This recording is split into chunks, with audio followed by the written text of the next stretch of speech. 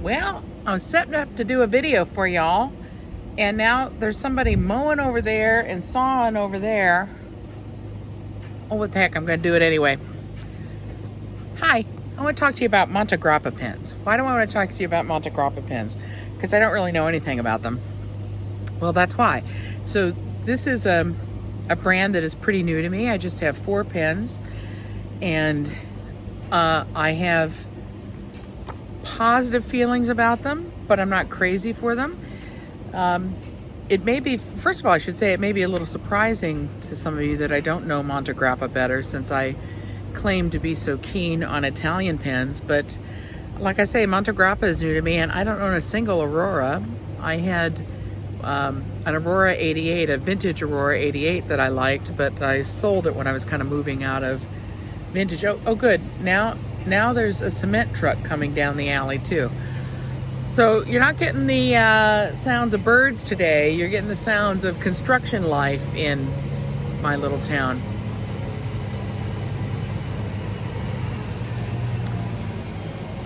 And it's gonna stop right behind my house. No, it's going over 2 houses. Okay, fine.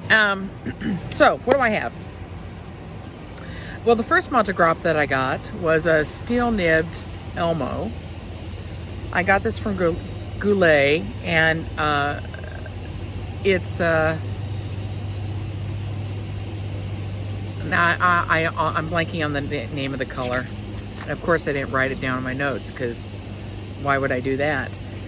Anyway, it's not cerulean. Anyway, it's a gorgeous blue, and there are little swirls of green and pink in it. I was hoping to get one with a little more pink, but it's pretty great anyway. But the real deal is it's a steel nibbed pen, and it writes beautifully. I really like this pen, and I could see myself getting more of these. It's a nice size, nice material, and the nib works just great. Then the next pen that I got was a Nazionale, anyway, Nazionale. And this is a material that they call Indian Summer. I think it might be celluloid.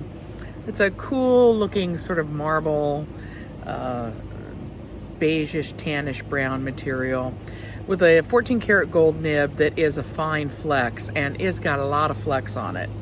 Now this pen I find a little small. It's thin. I can take a sort of shorter pen. This will post, but I'm not a poster, and it makes it back heavy. But it's the barrel is thin, and that's not my favorite thing. It's one of the reasons I got out of vintage pens. But it's a flex pen that has taken me some time to get used to, because it flexes so much. It feels a little sort of wiggly and out of control to me. And then just about a perfect pen is this one. It is from Stilograph Carsani. It is a special editions that Montegrappa did for them. The Roma, might be called the Roma Verde, something like that. And what a neat pen. It's got this, I love green and purple are really my favorites in pens. And so it's got this deep shimmery green. The section matches. It's got not a flex nib this time, but a big, I think it's a number 8 nib. It looks big to me anyway. And I have it in a fine, and it writes really wonderfully. Right now I have an ink in it that's a little bit dry, so when I do the writing sample, it won't show it off quite as well as with some of the other inks that I've used in it. But I really, this pen is top of the heap for me. Sterling silver, nice, you probably can't really see it, but nice etching on the silver. I really, really dig that. And then my most recent acquisition is this red celluloid Mia 450, also sterling appointments, nicely engraved, a nice size pen. I gotta tell you, the weirdest thing about this pen, look how short that section is, but these barrel threads, I have never felt such smooth barrel threads. I can barely notice the transition. So actually when I use this pen, I kind of hold it up on the barrel, not so much on this section, or even right on the threads. and it's totally comfortable. But I have been having some weirdo issues with this pen. When I use it on Tomoe River, it skips horribly. Hate it. Hate it. Flex nib, it feels like the feed isn't keeping up. It's not that it's railroading, it just won't write. It skips a lot. But if I write on other kinds of paper, I've used Clairefontaine, Clairefontaine, Rhodia, and then just kind of crappy paper, and it works great, and it's a delight. But on highly coated papers like this pad of Tomoe River paper that I got from Taroko Shop on Etsy. If you don't know them, they have really nice notebooks. So far they still have Tomoe River, not bad prices, and this is their reporter. Anyway, it's coated, I don't know what gram it is, but Tomoe River paper, and skips horribly. So bad that I kind of want to send it back. But then so this morning I wrote a letter, struggled through with this, and thought, I hate this pen, I'm sending it back. And then when I went to fill out the address on the envelope with their Clairefontaine envelopes, fine, wrote beautifully, delightful. So I'm going to hang on to it, but I think I don't like pens that I have to be careful about, but I think, careful about in terms of what inks I use and what papers I use. But I think this one's worth hanging on to because it's so delightful when I'm not using it on Tomoe River paper. So again, I don't know much about Montegrappas. These are 4 that I have varying experiences with in terms of how pleasurable they are. But the 2 that are real winners for me, one's a steel nib pen, and I would happily buy more steel nib pens from them. And one is a very nice 14 karat that is, it's becoming one of my favorite pens. So that's mixed. Now, Montegrappa pens can get way crazier than what I have represented here. Sometimes they do very elaborate designs, theme designs, quite expensive pen. Really super expensive pens. But this interests me, right? That they go from a fairly, it's not a cheap pen. It's, I think it was like $190, something like that. The Elmo, which is a reasonably priced pen, all the way up into the multiple thousands. They still seem to have a number of pens available in celluloid, which these days, that's a cool thing. So I'm intrigued by them, but I'm not blown away by them the way I was when I first started on Visconti's or Scribo or Leonardo. So let me flip the phone around and show you a little bit of how these pens write. And I'm going to show you primarily on the Tomoe River paper, but then I will switch to the Rhodia so that you can get a glimpse of how this Mia performs differently on the Rhodia. And I do not have enough experience with these pens for me to say that what my experience of each of these is typical of that, is typical of the Mia 450, or is typical of the Elmo, or is typical of the Nazionale. But it is an interesting variety of experiences for a person like me just getting introduced to the brand. All right, I'm gonna flip the phone around. Okay, let's start with my first pen, which is the Elmo. And this is a fine nib, and it just writes perfectly. You know, sometimes you get those steel nibs and you think, why do I need gold? And this is one of them.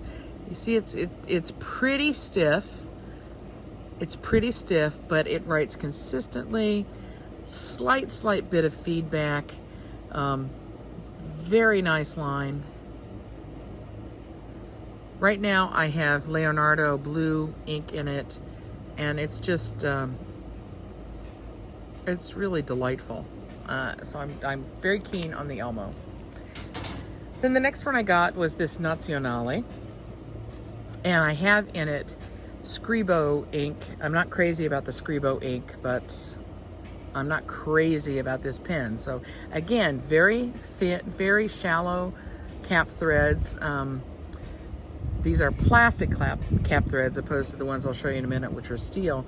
So even though it's a relatively short section, it's a comfortable pen in terms of where you can place your fingers. What is not great for me is that it is a rather thin pen. So, and this has a flex.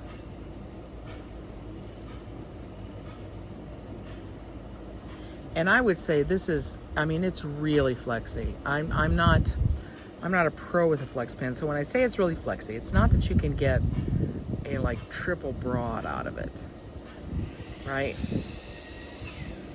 But I mean in terms of the feel, where it really has a lot of bounce and a very firm snapback.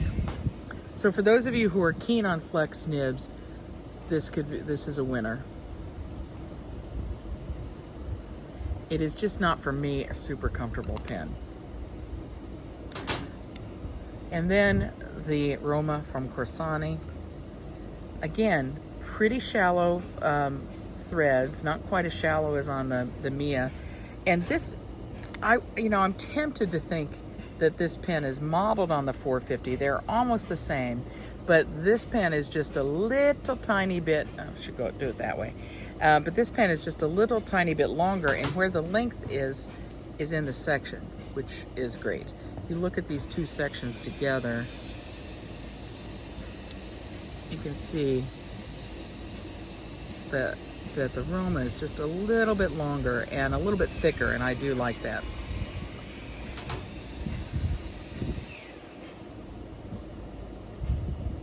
What, this is just so nice. Whoops, I should probably spell their name right.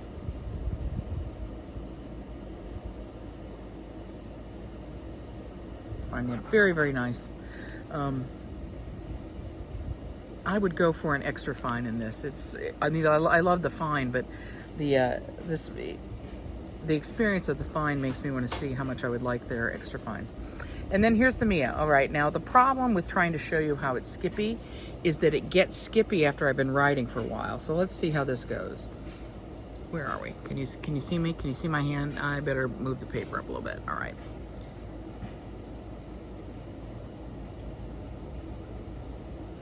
Of course, it's going to write perfectly since I have it's. Oh, there's a skip.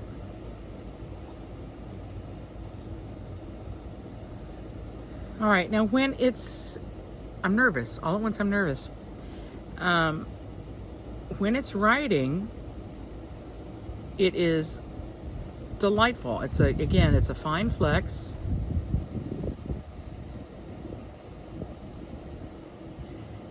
Good amount of flex. Look how wet that is. I love that. All right. Mess up. There we go. There we go.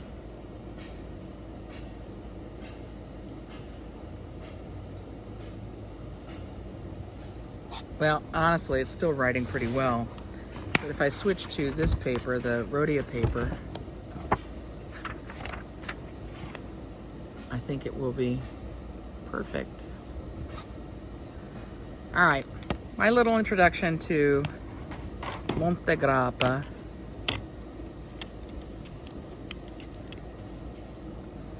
Even though it is a new brand for me, this is a quite a fun array of pens. Also mentioned that the Elmo is a cartridge converter. The Mia is a cartridge converter, which is a little surprising. Oh, there's also something a little funky here with how it's threading, but it's that nice smooth transition from barrel to section. It's incredible, really. And these two are piston fillers. It is expected, I would say, on higher priced pens that they would be piston fillers. But I tell you what, I love me a cartridge converter filler. A giant ink capacity does not matter to me, and I love being able to easily clean out the pen. Now, what I don't like is when it's a really crappy converter and the first time you clean it, you get water behind the piston and you've got to throw it out and find another one, or reseal it or whatever. Anyway, so yeah, just thought I should mention that. I'll be looking into Montegrappa more, but I'm probably not going to go crazy with this brand. That's the upshot.